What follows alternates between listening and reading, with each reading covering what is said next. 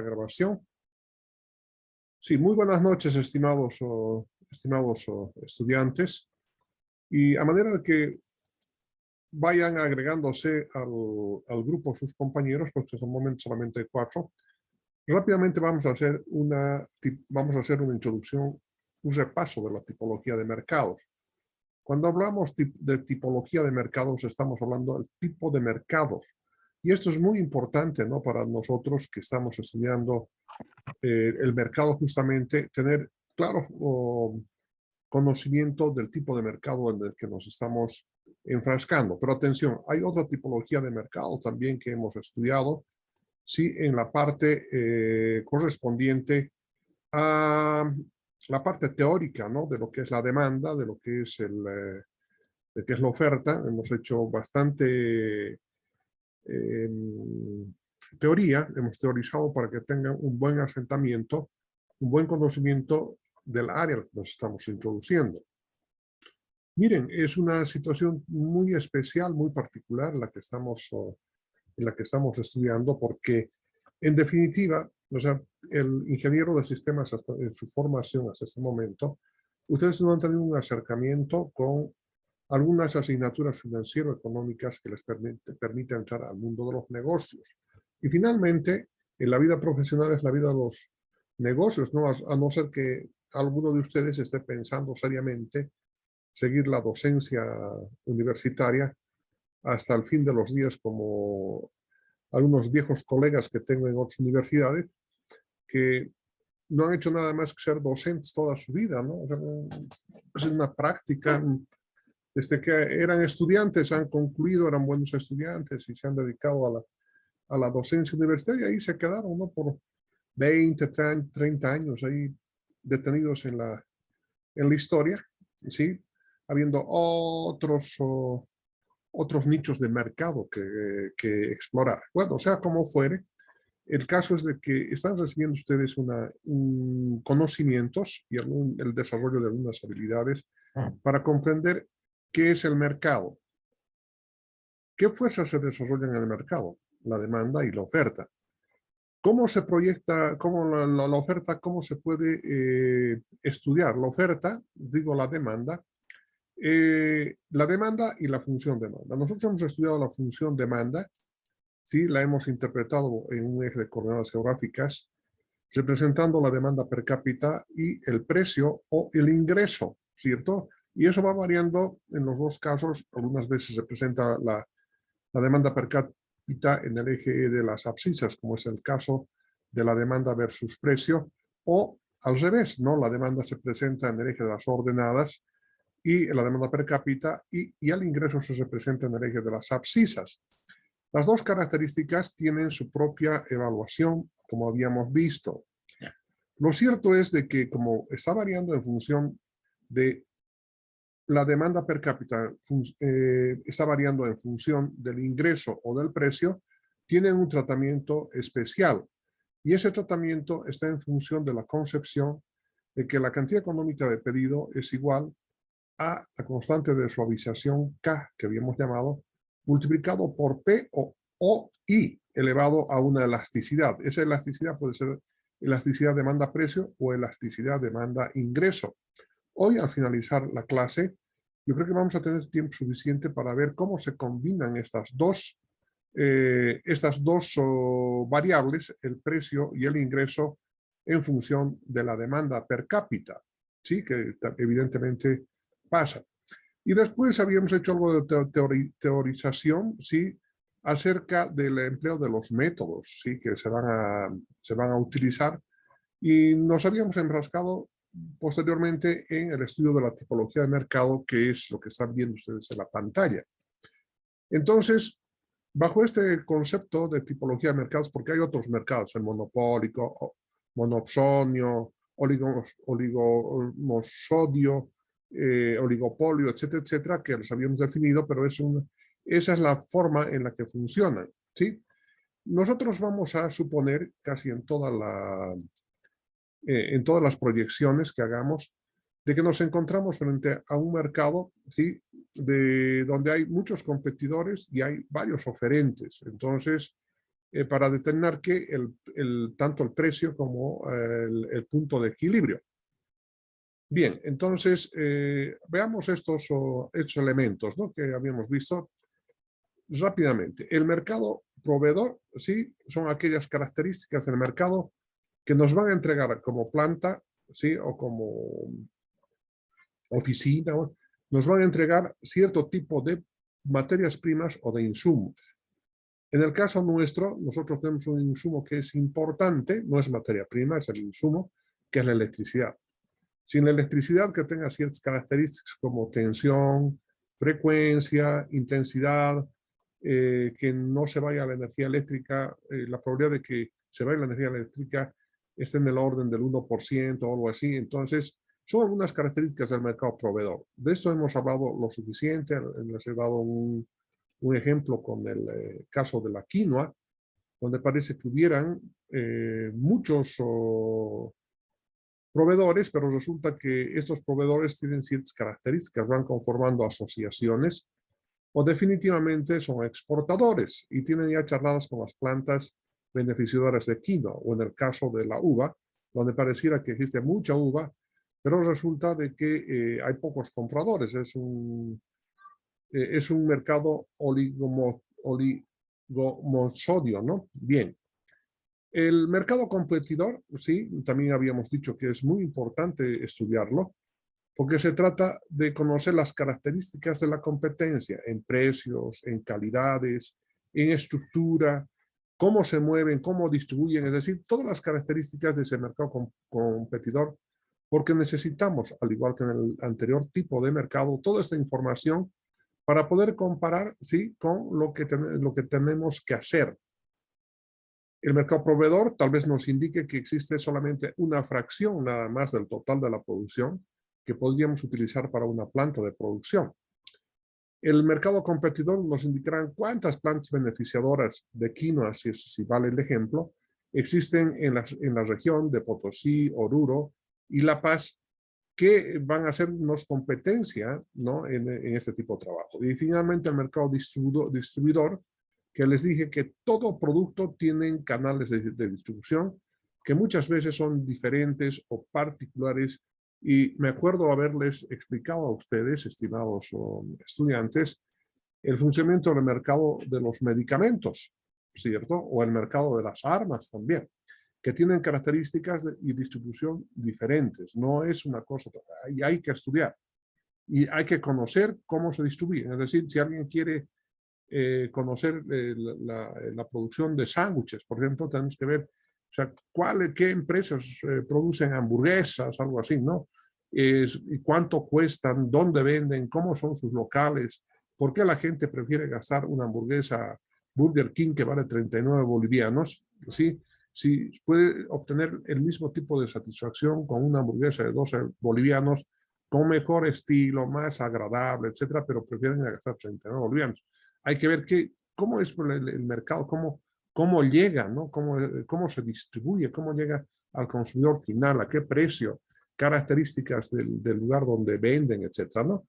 Entonces, estos son los aspectos que ya habíamos visto. Pero ahora me voy a enfrascar a manera de recordarles un poquito hasta que sus compañeros puedan agregarse al grupo, porque son muy pocos los que están en ese momento recibiendo esta información. Quiero hablar sobre el mercado consumidor. ¿Qué es el mercado consumidor? Es justamente donde nosotros vamos a vender. O sea, el conocimiento de estos 4 mercados que estamos hablando es indiscutiblemente importante, ¿sí?, para la persona que está realizando el estudio. Aquí van a tener que tomar nota, las características, etcétera, ¿no? Pero en el mercado consumidor vamos a ir más profundamente aún para conocer los hábitos y motivaciones de la compra. O sea, ¿por qué compran? ¿Sí? ¿Y por qué compran? ¿No? ¿Para qué compran? ¿Sí? Entonces, eso es lo que tenemos que ver, y de eso también habíamos hablado ya. Simplemente estoy pasando rápidamente, pero es el mercado consumidor el que nos va a quitar en los siguientes minutos un espacio de tiempo para poder recordar. Entonces, en este sentido, habíamos dicho que para conocer las características del mercado consumidor, lo más adecuado es preparar una encuesta Y para ello habíamos dicho que esto es necesario. Esa formulita es necesaria. Así que vamos a poner ahora, saquen una hojita de papel, por favor, y saquen una lapicera y saquen además sus máquinas de calcular. No sé si me están entendiendo las pocas personas que están en este momento. Vamos a poner en juego unos puntitos. Tomen en cuenta, por favor, es la fórmula para determinar el tamaño de la muestra.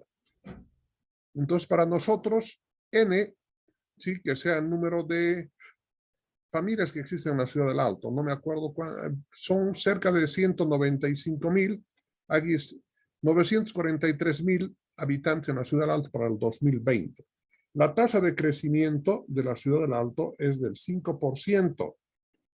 Entonces, si esto es verdad, entonces quiero que me diga un estudiante, sí, lo que estoy apuntando ahí, por favor, lo que estoy apuntando, ¿cuántos habitantes esperamos tener para el 2022? Porque estamos en el 22.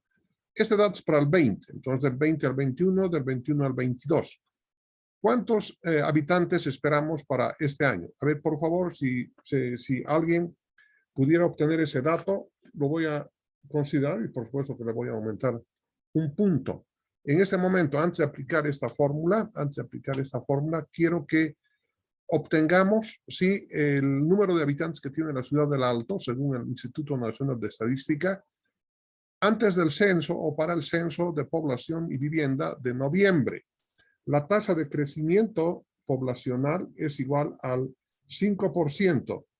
Entonces, a ver, por favor, quisiera saber cuántos habitantes esperamos para el periodo comprendido, ¿sí? Entre para fin de año. Eso es lo que les estoy pidiendo. ¿Cuánto es? Entonces, para esa tasa de crecimiento de la población para la ciudad del Alto, que es una de las más altas del país y está aproximadamente en el 5%.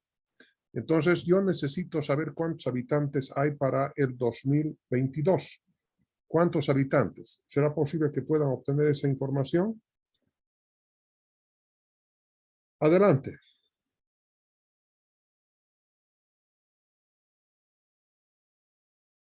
A la persona que obtenga, al estudiante que obtenga ese dato, que me pueda pasar inmediatamente, o sea, va a ganarse 2 puntos, pero también tiene que ser en el tiempo perentorio, ¿no? Entonces, la población base son 943,558 habitantes en la ciudad del Alto. ¿Cuántos habitantes tendrá para el 2022, para el día del censo de población y vivienda? ¿Alguien se anima a dar la cifra? Tienen que ser hábiles, ¿no? Simplemente es aplicar una formulita.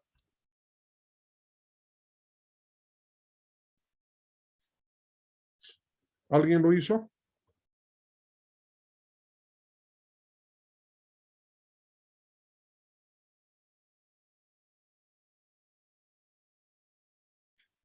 ¿Alguien lo hizo?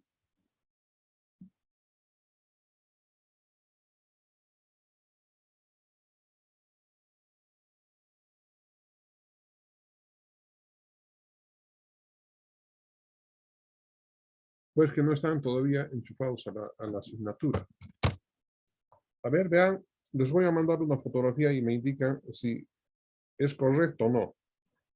Yo espero, sí, siempre y cuando no vuelvan los pobladores de la ciudad del Alto, estimo que hasta fin de año vamos a tener un poquito más de 1 millón de habitantes en la ciudad del Alto con datos del INE. Siempre y cuando, si no se vayan pues a sus pueblos, ¿no? Y resulta que la ciudad del Alto queda nomás con menos habitantes y al volver las personas que viven en el campo, que se han hecho censar en el campo, entonces van a volver, o sea, a sus distritos, a sus barrios, y van a molestar con el agua, con la luz, con el servicio de alcantarillado, pero cuando se vean los datos reales, ¿cierto? Van a haber menos habitantes en la ciudad del Alto. Entonces, y les van a dar menos dinero. Entonces, consecuentemente, el municipio no va a poder atender esas necesidades. Ahora, los alcaldes de aquellas poblaciones donde vayan a hacerse censar y que donde normalmente hay unas 100 o 150 personas, de pronto aparecen con 3.000, con 4.000 personas, entonces se va a beneficiar. O sea, va a recibir más dinero, ¿no? Es decir, si eran, por decir, se multiplica por 5, o sea, por cada persona va a recibir el municipio 5 veces más. Entonces, este es un elemento que se va a tomar a considerar ya para este censo de población, porque eso es lo que ha pasado en los anteriores años. Quiero que me indiquen cuántos habitantes existen en este momento, van a existir en la Ciudad del Alto hasta el 2022. Y la pregunta que estoy haciendo, atención, o sea, está muy relacionado con lo que vamos a hacer. Simplemente les estoy preguntando. A ver, atención, por favor. Sigo esperando. O no están enchufados en la asignatura, no están siguiendo la clase o algo está pasando. Margarita, ¿vendí? Sí. Ahora no quiere. ¿Cómo hacemos? Es ¿No que hacen ya el Manuel? pero A ver, ya le enviamos a Manuel. ¿Y vos señoritas, ahí con qué chip estás fija? Con mi señoritas, línea, pues. Aquí no está mi señoritas, línea, pues. señoritas, por favor. A ver, Jenny, ya. Miren, se nota pues que definitivamente a las clases virtuales un 50% debe tomar las cosas muy en serio, ¿no? Están viendo, acaban de ustedes de ser testigos, ¿cierto? De que una de sus compañeras está en otra temática y no en lo que estamos hablando. O sea, aquí hablamos y hablamos y hablamos y trato de orientar la clase y definitivamente no me dan importancia. Ese es el tema, ¿no? No me dan importancia. Tal vez porque les enviamos, ¿no? Las grabaciones de la clase, ¿no? Dirán, bueno, en fin, eso vamos a hacer. Ahí nomás va a ser suficiente como para poder seguir adelante. A ver, ahí está. Les estoy mandando en este momento. Ya les va a llegar a sus correos. Y fíjense, la esperanza, fíjense, ahí está en sus... aquí les voy a mostrar. Voy a tratar de... A ver. No sé si sale bien. Ahí está. Eso han recibido ustedes en su... Ahí está. Ahora, si quieren, lo amplío un poquitito más. A ver. Ahí está. Es que no se ve muy bien, ¿no? Miren. Yo no sé cómo podríamos hacer. Bueno, ustedes ya pueden ver allá. Bueno, de todos modos, creo que sigan más compartiendo. Estoy tratando de hacer la clase que sea un poquitito menos aburrida, ¿no? Entonces, ustedes han podido ya notar, ¿sí? De que estoy utilizando una fórmula. Es del crecimiento de la población. Entonces, en esa fórmula de crecimiento de población, que es igual a n sub 0, que multiplica paréntesis 1 más 0.05 elevado al cuadrado. ¿Por qué el n sub 0 es la base, la población base en el año 2020, que según el Instituto Nacional de Estadística, para la Ciudad del Alto habrían 943.558 habitantes. Multiplicado, la tasa de crecimiento de la Ciudad del Alto tiene la tasa más alta de crecimiento poblacional del país, que es igual al 5%. Entonces, al 1 debo aplicarle el 0.05, que es la tasa de crecimiento, pero expresada en forma absoluta. ¿Y por qué está elevado al cuadrado? Porque ha pasado hasta el 2021 un periodo. Hasta el 2022 va a pasar 2 periodos. Y lo que les había preguntado es cuánto va a ser el número de pobladores de la ciudad del Alto. Y yo les estoy indicando, y aquí así, basado en datos científicos, ¿sí? Que se han corroborado a través del Instituto Nacional de Estadística y el último censo, en la ciudad del Alto va a haber aproximadamente un poco más de 1 millón de habitantes. Y las consideraciones que tienen que hacer es de que la ciudad del Alto requiere dinero para atender diferentes requerimientos, ¿no? De crecimiento de la ciudad, como energía eléctrica, agua potable, alcantarillado, asfaltos o pavimentos, dotar de infraestructura de escuelas, etcétera, etcétera. Es una ciudad de una alta tasa de crecimiento y lo que les he comentado es de especial cuidado. Es decir, durante los anteriores 30 años, llamemos así, esto ha ocurrido.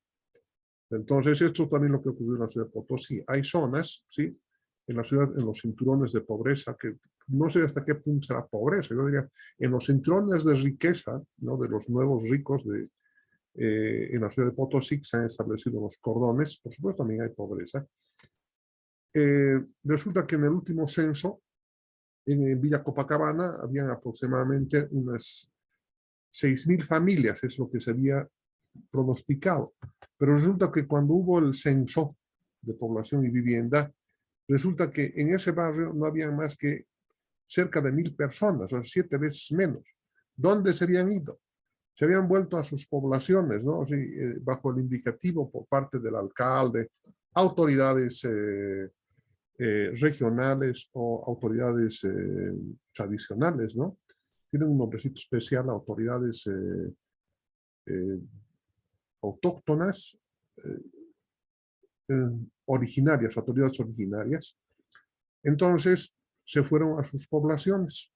Ahí los municipios, por supuesto, de 300, 200 personas que había en los pueblitos, de pronto han aparecido con 2.000, 3.000 personas, ¿cierto? Y por supuesto que en el reparto del impuesto directo a los hidrocarburos y a la participación popular y otros ingresos más que tienen los municipios, empezaron a crecer.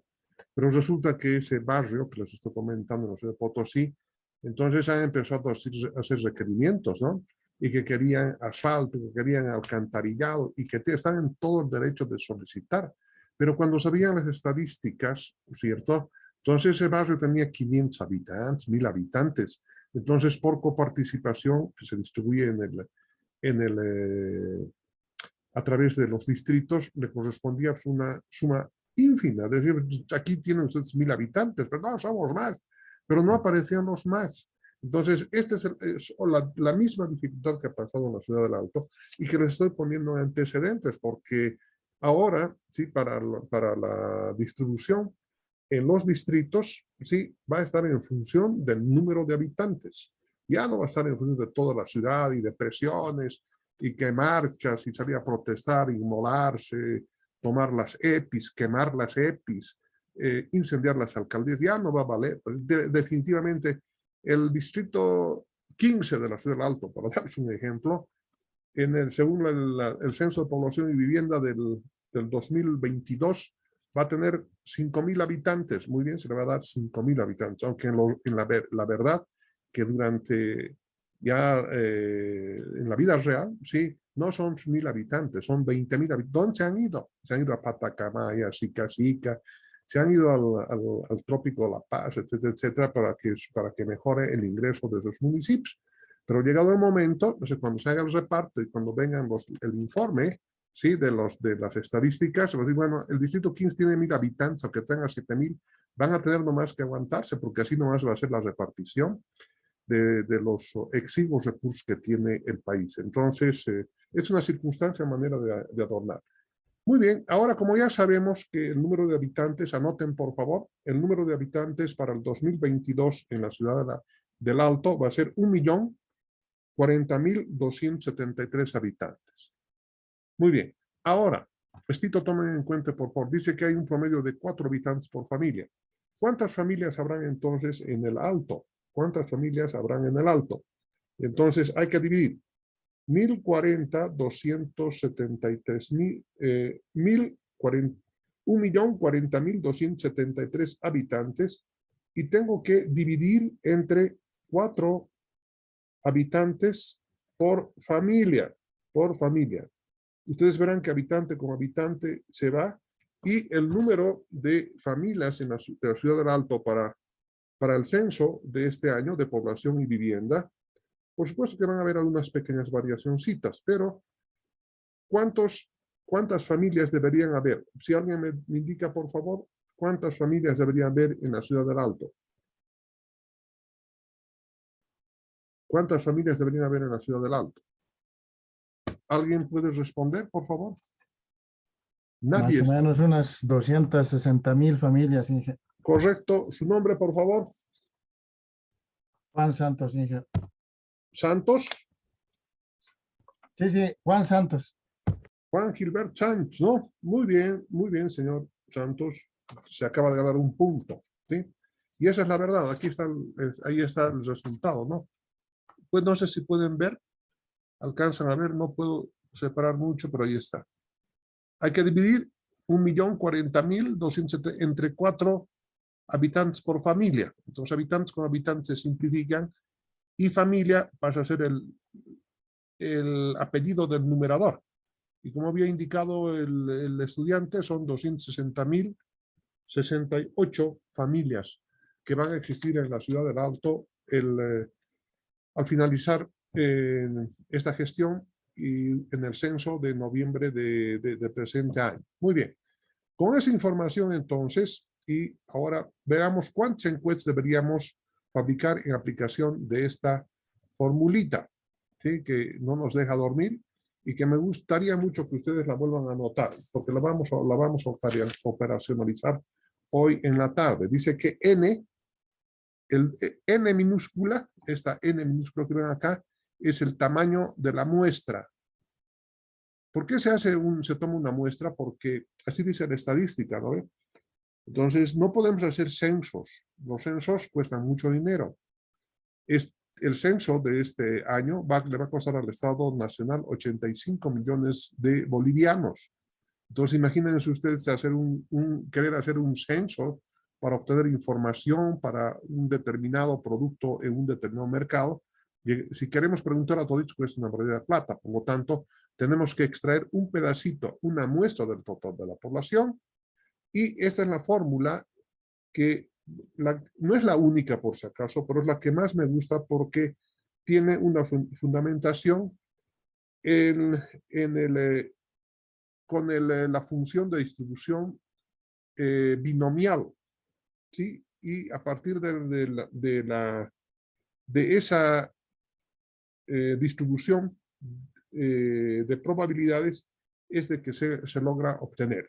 Ahora bien, lo que quiero saber es cuántas encuestas debería yo hacer, cuántas encuestas debería hacer para una población igual a 260.068 familias. Familias.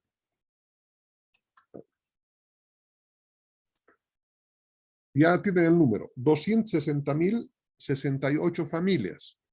Y además quiero que el error muestral, sí, ahora esté en el orden del 10%, porque aquí en el ejemplo he tomado el 7%. Entonces, quiero que, a ver, a uno de ustedes, adelante, para N igual a 260.000 familias, para N igual a 260.068 familias, y un error muestral del 10%. ¿Qué es el error muestral? Es esta E. Es del 10%. Pero como no se puede poner en forma de porcentaje en las fórmulas, entonces va a entrar con 0.1. Si queremos ese error muestral, veamos cuántas encuestas tengo que hacer, ¿sí? Entonces, adelante, por favor. Vamos a ver quién puede obtener el dato.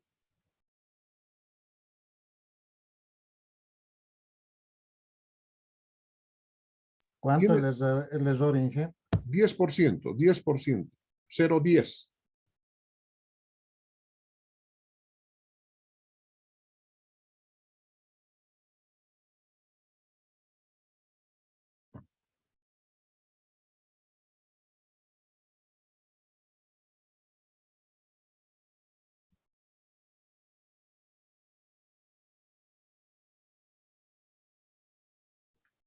Es algo similar a lo que tienen aquí abajo, ¿no? Ahí está. Solamente que va a haber alguna diferencia, ¿no?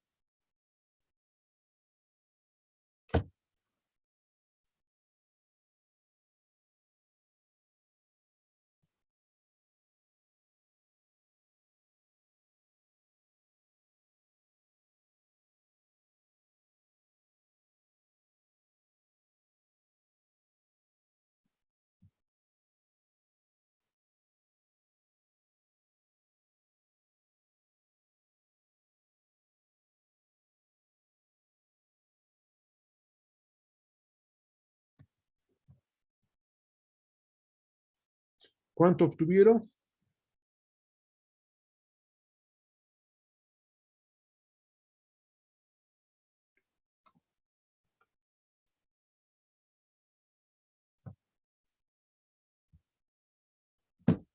Estoy esperando el resultado de sus formulaciones, señores estudiantes.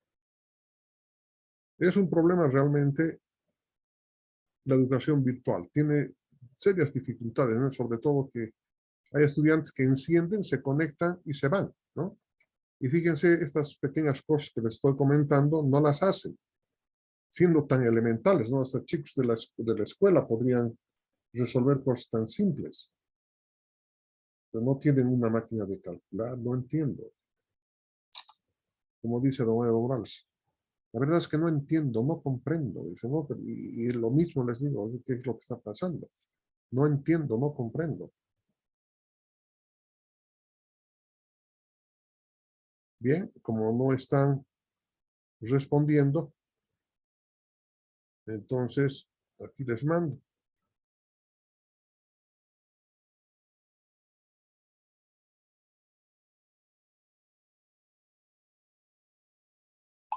Ahí está.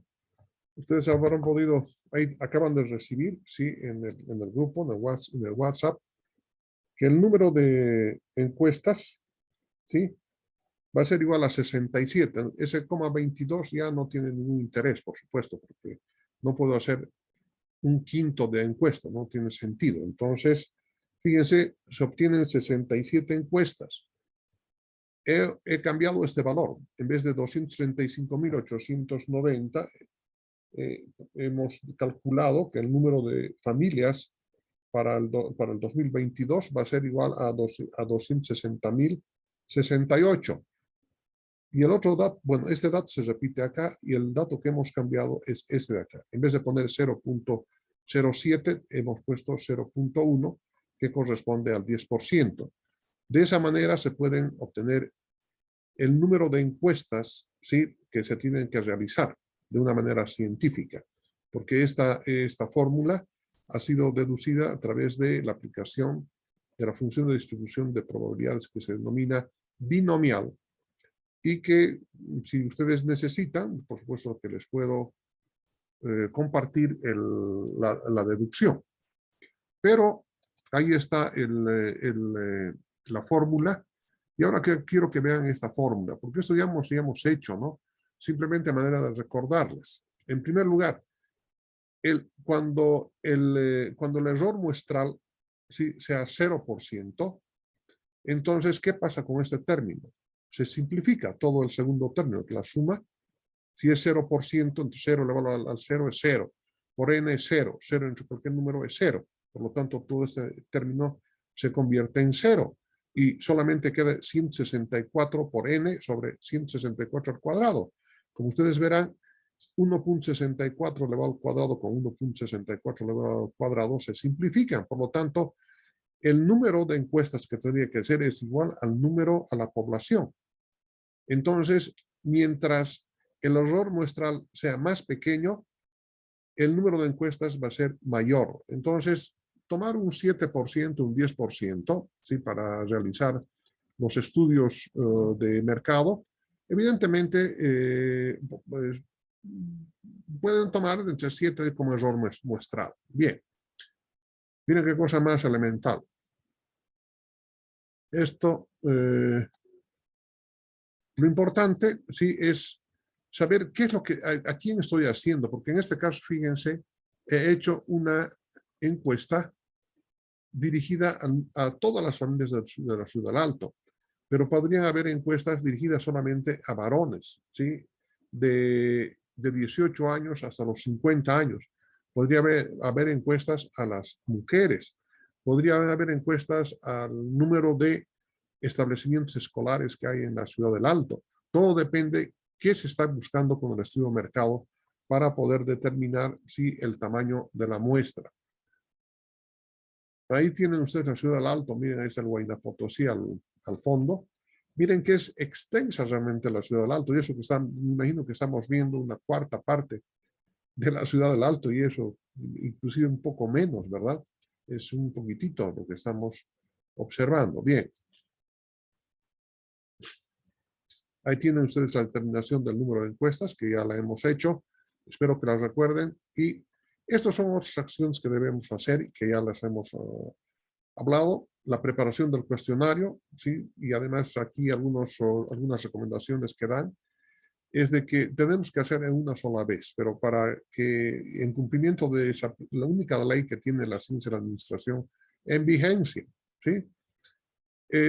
Por lo tanto, no podemos hacer dos ni más, o sea, tenemos que hacer y tenemos que elaborar las preguntas de tal manera que puedas responder a las expectativas. Entonces, habíamos hablado sobre la formulación de hipótesis en 3 niveles, ¿no? Eso también habíamos hablado. Habíamos hablado que a partir de las hipótesis, o sea, vamos a encontrar las variables de interés que necesitamos responder a través de la captación de la información mediante el cuestionario. Por lo tanto, el cuestionario es algo tremendamente importante y por eso habíamos hablado sobre los tipos de preguntas que se hacen en la encuesta. La sugerencia es que preferentemente se hagan preguntas cerradas, ¿no? Para que sean sí, no, verdadero o falso, de acuerdo o desacuerdo. Y hay diferentes tipos de formas de expresión como abanico de respuestas, abanico de respuestas con ítem abierto, preguntas de estimación, etcétera, que ya las hemos abierto y ya las hemos estudiado una por una en una clase anterior. Simplemente es para recordarles nada más, ¿no? Algunas recomendaciones: que las preguntas deben ser claras y sencillas, lo más cortas posible. Las preguntas deben ser personalizadas, deben evitarse las frases o palabras ambiguas y tiene que hacerse una prueba piloto una vez que se hayan establecido, porque cuidado que directamente vayan a la prueba, ¿no? Hay que ver la prueba piloto, porque es tremendamente importante, ¿sí? Es para nuestros propósitos. Ahí con la prueba piloto determinamos dónde hay fallas, por qué hay respuestas sesgadas, para darnos cuenta y una vez que ya se hagan las evaluaciones correspondientes, poder pasar a la fase de encuesta, ¿no? Hay algunos otros acá, algunos otros elementos que ya los hemos estudiado, que deberían abordarse